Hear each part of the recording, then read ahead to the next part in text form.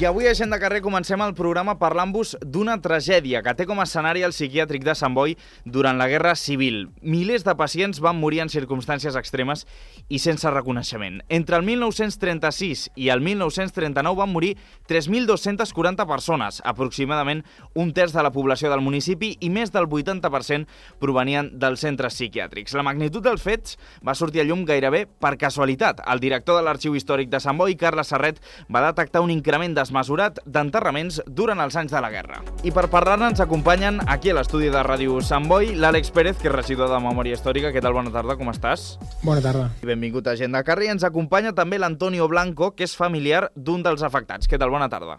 Bona tarda. Com et va arribar aquesta informació i com vas saber tot el que estava passant? Vale. Intentaré ser breu, però és un procés llarg. Tot comença per com, i a més coincideix la meva història amb altres companys que estem al grup o al col·lectiu aquest que estem treballant, que es diu Besnets per la Dignitat. Coincideix que al jubilar-me començo a fer l'àrbol genealògico i vaig investigant. Del meu avi no sabia jo res en concret. El meu pare no parlava. És l'avi patern, o sigui, el pare del meu pare, i no sabia res, era un tema... A la meva mare algun dia em va dir, quan jo tenia 14 anys, que havien vingut a Sant Boi a buscar un paper de l'avi, però amb 14 anys, per mi allò era...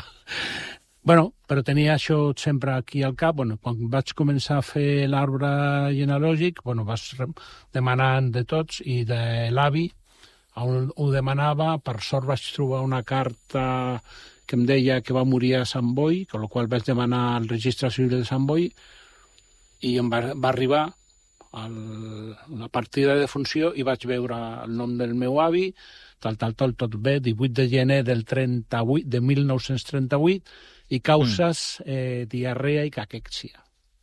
No sóc metge, però en seguida vaig saber que això era desnutrició i, Però no sabia res més, amb la qual per mi era, la guerra civil, tot això és molt dur, jo què sé, ja està. Però al poc després va sortir, on vaig enterar jo d'un article al diari Ara, en el que sortia el Carles i el company que porta més terme, el francès, i parlaven de lo que havia passat. I llavors, en aquest article vaig veure això, que el meu avi no era uno de 3.200. Con lo qual ja llavors vaig posar-me en contacte amb el Carles Serret, va facilitar tot, el certificat de funció el tenia, va facilitar tot, que havia estat tal i que havia mort, i de fet després em va fer seguir tot el trasllat des del psiquiàtric al cementiri i tot, no? I llavors, clar, quan vaig veure això vaig dir...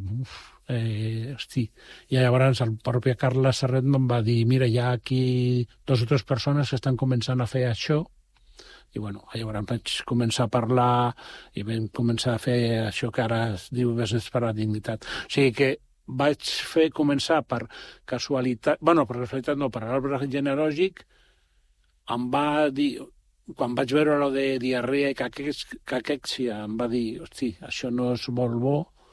Però després per l'article de l'Ara vaig veure que era una petita gota de tot. Que formava part d'una cosa molt més gran. A més, en el meu cas hi ha una particularitat, que és que tota la meva família, fins als meus pares, venen de Sòria. I jo deia, com pot una persona, labradores, treballaven al camp, a un poble, no Sòria capital, a un poble superpetit, com pot arribar una persona... no hi havia medis a la família, com pot arribar des de Sòria Profunda a Sant Boi, el 1926, que va ser quan havia entrat aquí. I llavors vaig saber que havia un acord de moltes diputacions provincials amb Sant Jan de Déu, i que una era la Diputació Provincial de Sòria, i la Diputació Provincial de Sòria em va passar justificant tot i tal, però em va passar tot l'expedient en el que està conforme al juliol del 1926 s'enviava a Sant Joan de Déu, a Sant Boi, i després hi ha una carta de febrer del 39 amb el primer director que va tornar a posar el règim franquista hi ha una altra vegada un frare, un cura, un germà de Sant Joan de Déu, l'informava la Diputació Provincial de Sòria de que aquella persona que havia arribat per ells havia mort feia un any, al gener del 38. O sigui, això és tota la història que he lograt compondre del meu avi. Clar, hi havia moltes coses que potser tiraven cap a llocs diferents i vas anar lligant caps a poc i al final doncs tenim aquesta història que, com deies, és una petita part d'un problema molt més gran perquè, com diem, va haver-hi molta gent que va morir. Explicaves que va haver-hi una persona que et va posar també sobre la pista i que és una de les persones doncs, que ha posat també aquest problema sobre la taula. Ell és de l'Arxiu Històric de Sant Boi, és el Carles Serret i també el tenim aquí en directe amb nosaltres a Gent de Carrer. Què tal, Carles? Bona tarda. Hola, bona tarda. I benvingut a Gent de Carrer. Com vas assabentar-te tu d'aquest increment desmesurat de morts? Bé, que hi havia hagut una mortalitat gran al psiquiàtric, ja hi havia bibliografia antiga produïda pel propi psiquiàtric que en feien esment, però no li prestaven cap mena d'atenció. Els llibres que hi ha sobre el psiquiàtric li dedicaven al període de la guerra un parell de paràgrafs, que els hermanos havien marxat a l'exili a l'inici, dels primers dies de guerra sí que hi ha algun testimoni memorialístic i tal, però del que va passar, diguem, des de l'1 d'agost del 36 fins al retorn dels hermanos a finals de gener o començaments de febrer del 39, no se'n sabia res, només que hi havia hagut morts. Llavors jo, per unes exposicions que va organitzar el Museu de Sant Boi, que les vaig comissariar jo, sobre República, Guerra i Primer Franquisme, vaig buscar informació sobre la repressió política a Sant Boi. I se'm va acudir doncs, consultar la documentació del cementiri municipal, que fins a aquella època doncs, no tenia cap demanda, perquè la gent ja sap més o menys on té els seus familiars. Clar. Jo no recordo, jo fa gairebé 30 anys que estic a l'arxiu i jo no havia rebut mai cap consulta de ningú preguntant-me res sobre el tema cementerials. I llavors resulta que buscant repressió política, diguem que l'aparentment doncs, més frapant, doncs començo a adonar-me que les fitxes que hi ha del cementiri, que hi ha diverses sèries documentals afectades, la immensa majoria sempre indiquen o doctor Pujades 24 o doctor Pujades 26. Doctor Pujades 24 és l'adreça de l'hospital l'antic psiquiàtric femení, després Benito Meni, actualment Fundació Hospitalàries, i doctor Pujades 26 és l'antic hospital de la Mare de Déu de Montserrat, psiquiàtric masculí, actualment per sanitari Sant Joan de Déu. I per la meva sorpresa, no només hi ha els noms, sinó que, com són diverses les sèries consultades, entre unes i unes altres, doncs sabem la data exacta de la defunció de les persones, l'hora, el lloc i les causes. I quan començarà a veure les causes, la immensa majoria de la gent afectada per psiquiàtric, com comentava Antonio abans, doncs, van associades a temes de subsistència i parla doncs, directament, s'esmenta amb una barbaritat de casos el concepte de desnutrició, el concepte enterocolitis, equivalent a gairebé a la disenteria, i altres malalties associades de caràcter respiratori i infecciós, evidentment, en les èpoques de l'hivern, tant de l'hivern, sobretot del 37-38, com l'hivern del 38-39, és quan hi ha la màxima mortalitat fins a unes xifres absolutament escandaloses, que la nostra sorpresa és com és que ningú va reaccionar. Clar. Una altra cosa és que s'hagués reaccionat i no s'hagués estat a temps, o hauria hagut una epidèmia puntual que dius durant un període X, durant 2-3 mesos, hi ha una mortalitat o una sobremortalitat excessiva, tal, no, és un continu.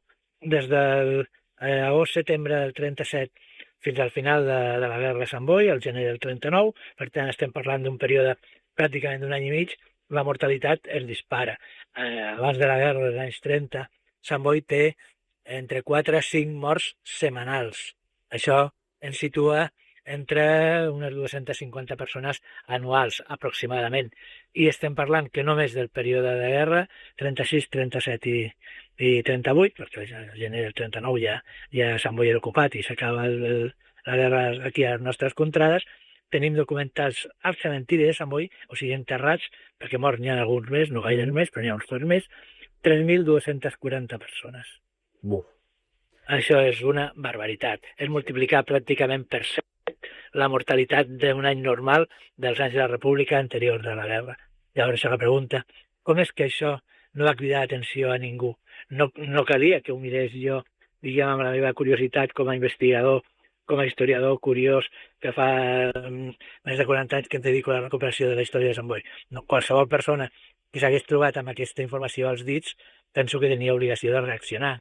I a més sabem, Sant Boi n'era conscient, perquè el primer que cridava, donava la veu de l'arma era el propi enterramorts, que no donava l'abast, no té res a veure enterrar 4 persones a la setmana, per tant és una persona cada 2 dies, com aquell qui diu, haver d'enterrar cada dia 15, 17, 20 persones, 30 persones en algun dia concret, i a més haver de fer la feina ordinària de manteniment del cementiri, perquè evidentment la gent de Sant Boi també seguiria morint al seu ritme, i al cementiri s'han de fer obres de paleteria, de jardineria, el que toca.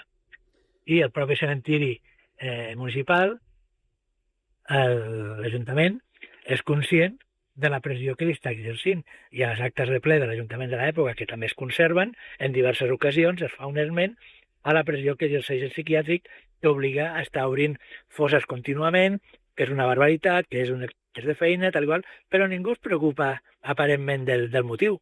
I clar, jo això, amb la documentació consultada, que és exclusivament la del cementiri municipal, no puc saber. I aquí sí que la feina, a partir del treball fet des de Sant Boi, ha encarregat Memòria Democràtica de la Generalitat al Marcos Robles un informe que ja s'ha acabat, em consta que ja s'ha presentat a nivell intern i que la previsió és que en breu, però no serà data encara, almenys a mi no m'ha arribat, la possibilitat que es faci un acte públic de presentació on es doni a conèixer amb tots els atributs i tots els detalls doncs, aquesta travessant de la investigació del Marcos, tant a nivell del conjunt general de Catalunya com, evidentment, entrar més amb l'analítica de per què les causes i perquè això va ser una constant a tots els centres assistencials catalans, patrons que també s'han repetit a Europa a la Guerra Mundial, als Països Baixos, a França i tal, però clar, allà hi havia l'aplicació d'una sistemàtica d'extermini que preconitzaven els nazis de tots els col·lectius de discapacitació, salut mental, etc. Per tant, és molt diferent el cas d'aquí, que és pràcticament per desassistència i abandonament. Sí, perquè, com dius, la gent moria de gana en aquests psiquiàtrics. Segons s'han anat definint les causes de mort, moria de gana. Clar, la suma de gent debilitada amb problemes de salut de baixa, tot i que les malalties mentals d'entrada en tots els casos no tenen per què ser mortals de necessitat, òbviament.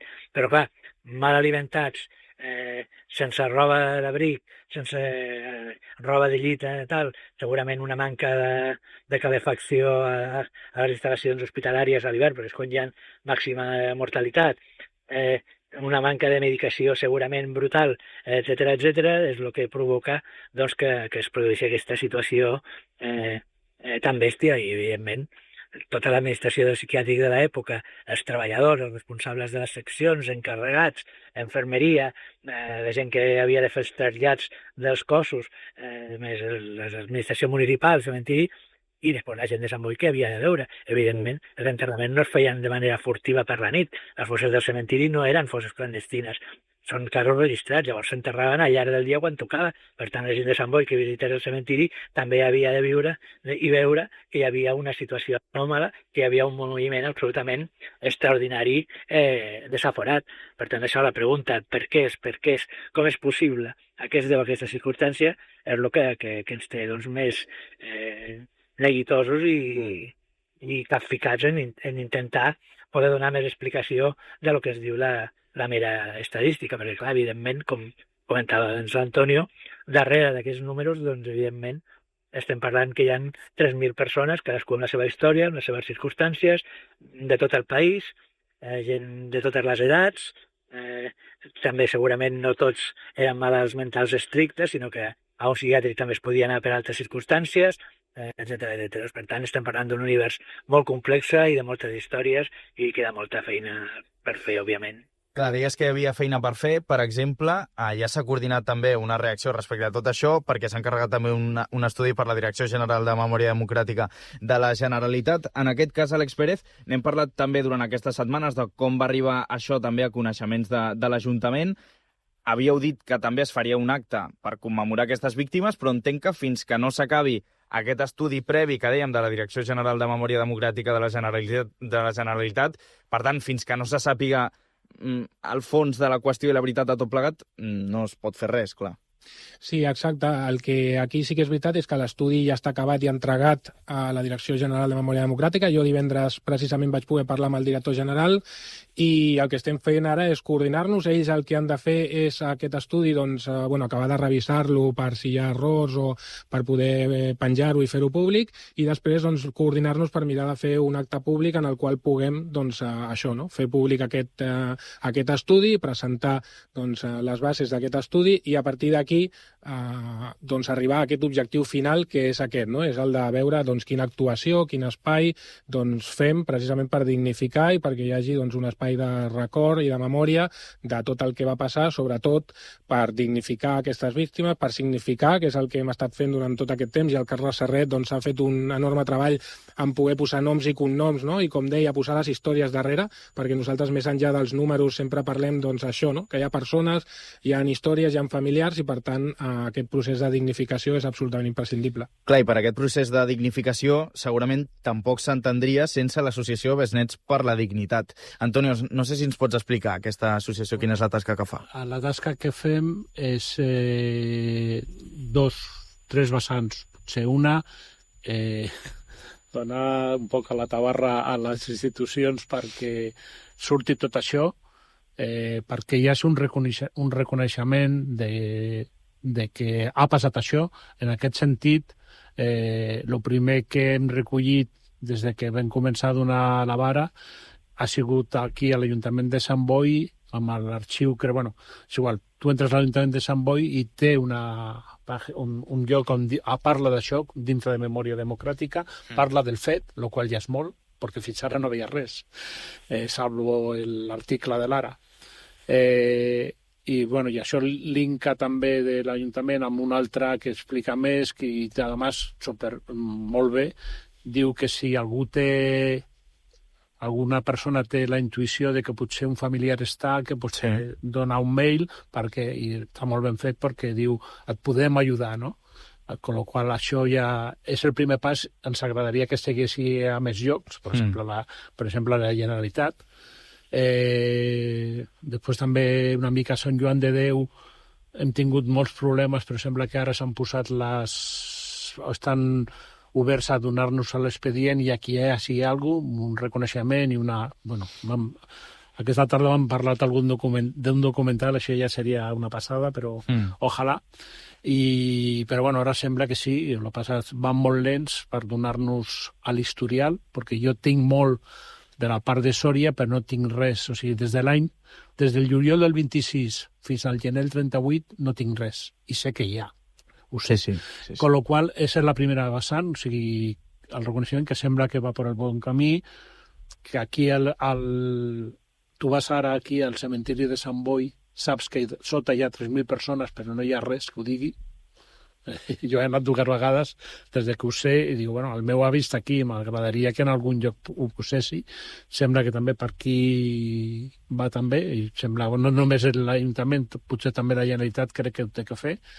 I això és una vessant, i l'altra vessant és parlar amb els medis perquè se sàpiguen, no només les institucions, i la tercera és ajudar a la gent que es troba, que sap o que pot saber o que pot intuir que té un familiar que ha estat a Sant Boi, ajudar-li a on trobar la informació, a on demanar-la, o quants són els passos a seguir del registre civil, ara en la web de l'Ajuntament de Sant Boi, de que escrigui e-mail a Sant Joan de Déu demanant sigui home o Benito Meri, crec que es diu el de dones.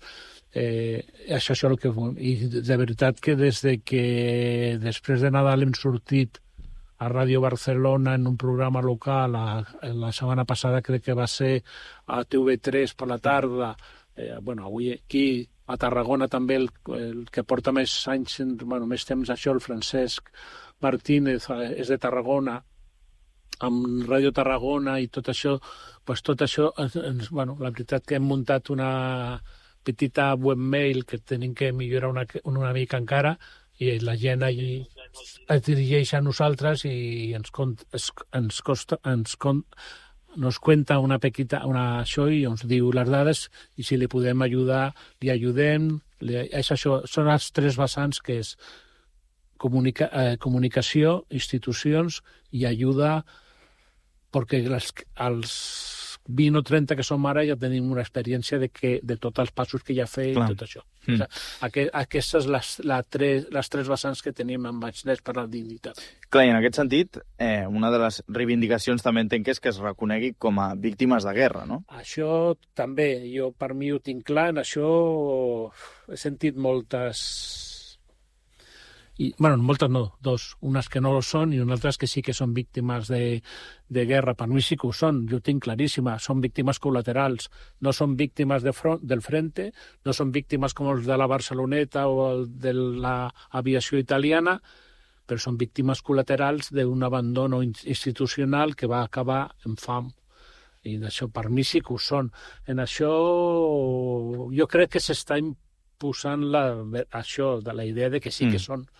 Això... Però jo crec que sí. Un altre tema que sí que també ha sortit i que potser ahir el Carles Serret a mi almenys va convèncer és lo de les fosses. Hi ha un mapa de 6.000 fosses a Espanya i no surt res de la de Sant Boi. Crec que només surt una persona que van trobar i el van portar allí a Cuelgamuros.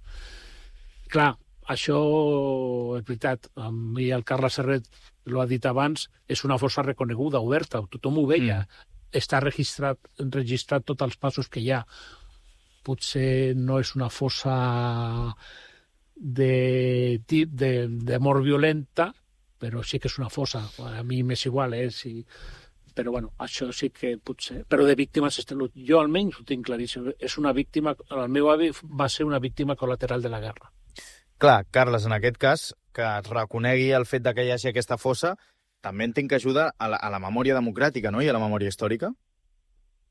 Sí, bueno, evidentment, com comentaven, primer perquè no tenim a dia d'avui cap element que faci esment a aquests fets allà in situ, per tant, és important que hi hagi alguna cosa, una altra cosa és la magnitud, com, tal, i després això que estava comentant l'Antonio, de si són víctimes de guerra o no són víctimes de guerra, la categorització de les fosses, aquí evidentment és una qüestió de marcar criteris.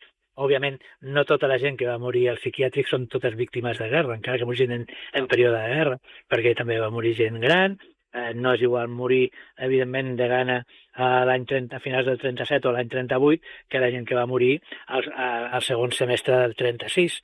I després també on posem el final, perquè també moltes de les víctimes mortes després de la guerra, any 39, 40, 41, 42, etc., la postguerra, també podríem considerar-les víctimes de guerra. Però clar, on posem el tall?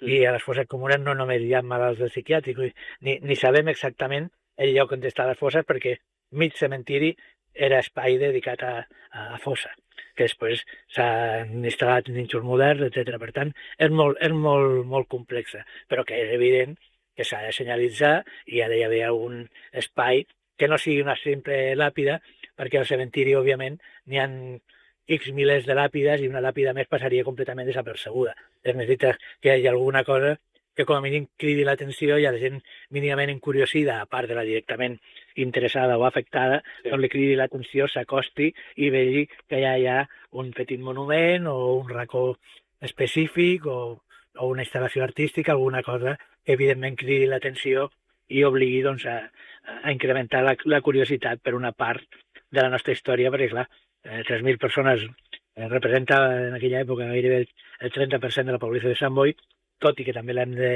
relativitzar perquè no tot era gent que estigui de Sant Boi l'any 36. Molt del col·lectiu és gent que són desplaçats de guerra i que també a Sant Boi doncs, no els tenim gairebé documentats. Només sabem que els tenim al cementiri i poca cosa més. Per tant, la complexitat que hi ha al voltant d'aquest tema és enorme i tot just estem a les beceroles del món d'investigacions que poden donar peu, perquè això, darrere de cada cas hi ha una història. Sí que evidentment tenen uns trets comuns, però després cada història és diferent. I a tu, Carles, ara que explicaves també el que estaves fent, no?, a l'hora de reconstruir el relat més global, com t'han ajudat els testimonis més personals, més individuals, com podria ser, per exemple, la vida de l'Antonio? Bé, jo en aquesta vessant no he entrat, bàsicament perquè no puc, per una qüestió de temps.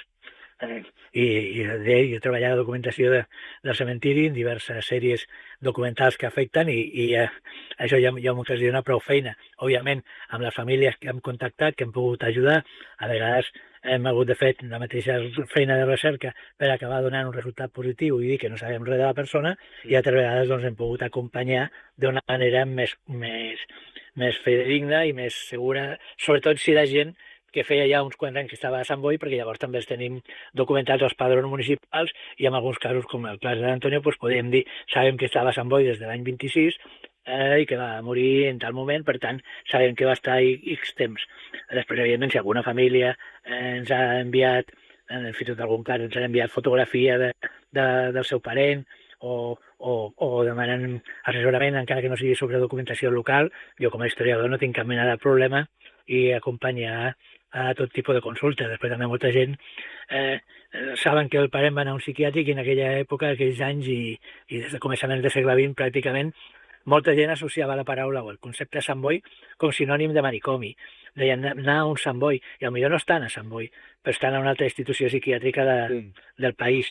Per tant, evidentment, ara que comença doncs, a conèixer el tema tal i qual, doncs és quan es aniran produint noves incorporacions. De fet, a nivell de prova, això són dades doncs, inèdites. Entre ahir i avui ha tret, per exemple, 4 casos nous. Àlex, no sé si... Però, conforme va sortint a mitjans i mitjans més importants, evidentment, el tema s'escampa més i més, i és un tema que, òbviament, encara té recorregut. Quan?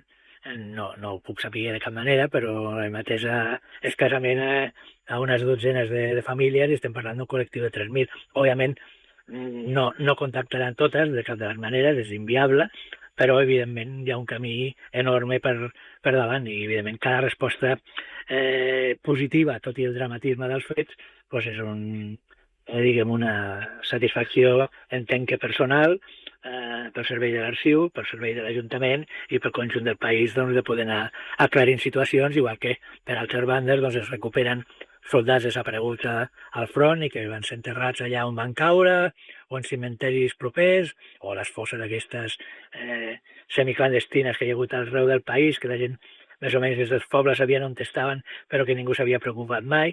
Doncs és una peça més d'aquest trencaclosca enorme d'una guerra civil que la tenim tancada, evidentment, en alguns aspectes, però nosaltres encara no. Clar, és el que tu deies. Aquesta guerra civil, que és un període també molt fosc de la història, a la que cada vegada sabem més coses, però no sé si us fa por, comencem per exemple per tu, Àlex, no sé si us fa por el fet d'anar esbrinant cada vegada més coses i tot el que va passar que no sabem i que potser algun dia sabrem. No, jo més que por el que em fa és sentir molt orgull cada vegada que puguem descobrir històries, perquè això el que destapa també és persones que hi ha darrere, històries que han quedat amagades, perquè precisament una de les coses que ha intentat sempre el feixisme és precisament amagar tot allò, no? I fer veure que no ha passat, reduir-lo a són coses del passat, i ho he dit moltes vegades, no? Són coses del passat i no s'han de remoure, i sí, per suposat que les hem de remoure. Hi ha encara molta gent a les cunetes enterrades i que les hem de treure per dignitat i perquè és un deure moral que tenim i un deute amb totes aquelles persones que van morir assassinades i que, per tant, doncs, com passa sempre a les guerres, però en aquest cas a la Guerra Civil Espanyola, doncs, amb un feixisme latent doncs, que va intentar acabar amb tot aquell que pensava diferent, i per tant jo crec que tenim el deure i el deute a tota la ciutadania, però sobretot les administracions públiques, de poder destapar tot allò que encara queda per destapar. A veure, a nivell personal jo ho tinc quasi tot, menys l'expedient de Sant Joan de Déu, que només és...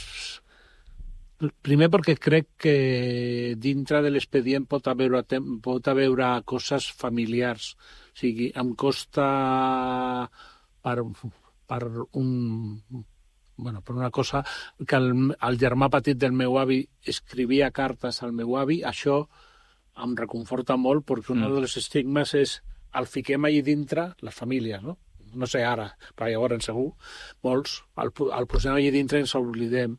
Si realment hi ha cartes, com m'ha dit un cosí, meu que està a Corea de 96 anys, que creu que el seu pare escrivia cartes, si estan aquestes cartes, per mi, sí. O sigui, vull dir, a nivell personal, això, i saber exactament el diagnòstic per al qual va ser recluït, perquè el que jo tinc de Sòria són de metges normals, no són psiquiatres. El millor psiquiàtric que havia a Espanya llavors, que era Sant Boi, pues això és el meu a nivell personal, no? Però a nivell col·lectiu i a nivell de societat és això, que es conegui no només per al meu avi, sinó perquè creiem que estem convençuts a besnets o que parlem entre nosaltres de que això ajuda a que no torni a passar. Sí. Sembla, he parlat abans amb l'Àlex abans d'entrar, que ara seria impensable que passessi. Ojalà, no? Però bueno, per si tot això ajuda a saber realment el que va passar en aquells 3 anys i sobretot que crec que si la societat coneix tot el que ha passat, evitarem que ajudarà a que passi al futur. Carles, què en penses d'això, del fet de que se sàpiga la veritat per justament no repetir els mateixos errors? Bé, això evidentment és fonamental. La història diu que si no la coneixem suficientment, la història estem condemnats a repetir-la i evidentment ningú voldria haver d'enfrontar-se a aquestes situacions. També, a més, hem vist com aquests problemes d'oscurantisme amb institucions tancades han sigut massa comunes en internats, amb el tema dels nens desapareguts del franquisme, en presons, en camps de concentració, en convents de clausura, en escoles internes, etc. Hi ha moltes coses, moltes temàtiques que aquests anys ja amb una democràcia consolidada i tal, es poden començar a investigar perquè fins fa 4 dies era pràcticament impensable. Hi havia un tancament institucional, els arxius no estaven suficientment organitzats i no teníem les lleis de memòria històrica i no hi havia una sensibilització suficient perquè aquests temes prenguessin l'embancia i evidentment fins que no comences no saps on anirà. Nosaltres, tot i que una part de la recerca ja fa molts anys que estava feta, però fins ara que no ha esclatat una mica el tema. Un cop passada la pandèmia s'han fet diverses jornades a Barcelona, l'EADEM i altres grups afins de col·lectius d'afectats de malalties mentals, etc. I quan ara ha saltat a la premsa és quan justament comença la feina. S'ha fet una feina de formigueta amagada, però evidentment hi ha molta més a fer i aquí, òbviament, ha de ser una col·laboració entre les institucions, la gent que estem al món de la història, els arxius i, evidentment, les famílies. Si les famílies no es posen sobre la pista, no s'interessen, nosaltres ja tenim un fotimer de noms que si Solidaritat decideix o considera que no hi ha cap problema que faci públic, es poden posar allà, però si la gent no té un interès, quedaran morts de risa. Igual que, per dir d'alguna manera, moltes dècades enrere ningú parlava dels morts dels camps de concentració, la gent que va morir a Alemanya, a l'Alemanya nazi o a França, i encara un col·lectiu també absolutament amagat, la gent que va morir als camps de concentració dintre de la península. Aquest és un tema que també es coneix molt poc i també hi ha un col·lectiu important de santboians morts en camps de concentració dintre de la península. Per tant, és molta la feina a fer i la cosa és que cadascú des de la seva trinxera i des de les seves possibilitats faci el que bonament pugui i la ciutadania, evidentment, que ens apreti a les institucions, als serveis públics, arxius, museus, biblioteques, centres de documentació, memorial democràtic, entitats creades a fi i de la suma dels esforços d'uns i uns altres és el que ens permetrà anar avançant. I a més és un camí com no té una meta d'arribada, un punt finalista, perquè dius, tant de bo en X anys ho sabíéssim tot. No, sabrem el que sabrem, hi haurà coses que no es podran esbrinar mai, hi haurà dubtes de les pròpies famílies, i hi haurà fins i tot que tenint tota la informació s'ho creurà o no s'ho creurà, aquí cadascú és lliure, ho valorarà, perquè hi ha molta gent que té molta recança de pensar que el seu familiar no tenia cap mena de problema i que va ser enviat a una institució d'aquest tipus com una espècie de presó sense condena judicial, etc. El món dels manicomis ha sigut molt opac fins fa 4 dies, encara ho són, però es van obrint i aquí cadascú té la seva opinió, la seva manera de veure i sobretot també, evidentment, de sentir-s'ho més o menys propi, sentir-se més o menys afectat, estan en la seva llibertat de fer-ho.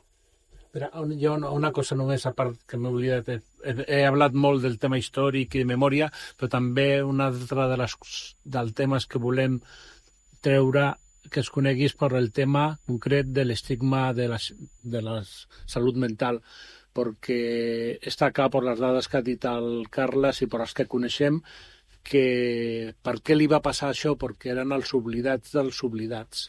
O sigui, a les presons potser havia que en teoria també són uns marginats socials, o eren, va veure una mortalitat només del 5 o el 6%. Aquí va ser més del 50%, con lo qual, per què? Perquè a un de la presó li treus el menjar i la liga parda. A un que estiguessi en un psiquiàtric, els pobres poca defensa tenien, no? És això, no?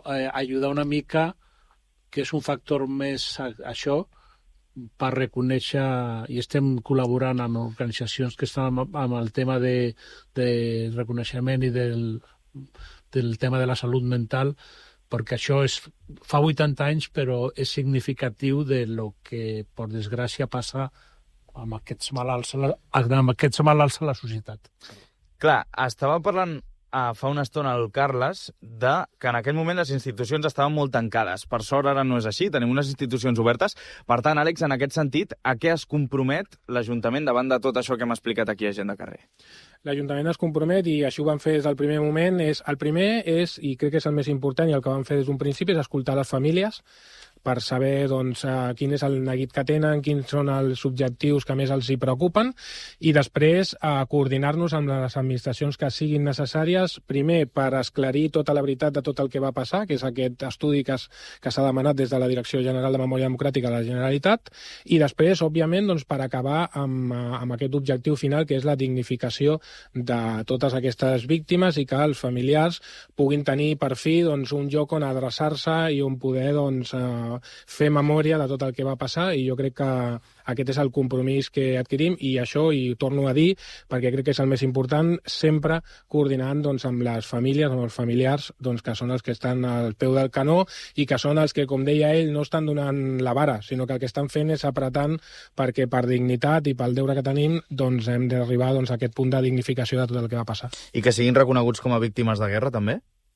Sí, jo crec que sí. Això és un debat que s'ha donat, que segurament s'ha donat massa d'hora, perquè és veritat que s'ha donat inclús abans de tenir l'estudi, no? I són coses que passen normalment, però jo crec que evidentment aquí el debat surt perquè evidentment hi havia algú que potser no interpretava, no? Que no eren víctimes directes, que no havien mort en un front de batalla, però evidentment són això, són víctimes col·laterals d'un moment, d'un context de guerra civil, d'un moment en el que hi havia un estigma per a la salut mental, i combinant tots aquests factors feien que aquestes persones quedessin els oblidats dels oblidats. I per tant jo crec que aquí, repeteixo, jo crec que només escoltant els familiars crec que aquest debat es tancarà sense més. Doncs veurem també com evoluciona tot plegat. Àlex Pérez, regidor de Memòria Històrica, moltes gràcies per acompanyar-nos avui a Gent de Carrer. A vosaltres. I també moltes gràcies a Antonio Blanco, familiar també d'un dels afectats. Moltíssimes gràcies per visitar-nos. A vosaltres. Ens ha servit molt també aquest testimoni per entendre tot el que ha passat també amb una perspectiva més humana. I Carles Serret, el director de l'Arxiu Històric també de Sant Boi, moltes gràcies per atendre la nostra trucada i també per il·lustrar-nos i donar-nos també una mica de context sobre aquest tema que, com diem, és esgarrifós, però n'hem de parlar perquè és important. Moltíssimes gràcies també per atendre'ns avui a Gent de Carrer. Gràcies a vosaltres. Nosaltres farem una petita pausa i en res tornem, que encara ens queden moltes coses per explicar-vos. Serà aquí a Gent de Carrer. Fins ara.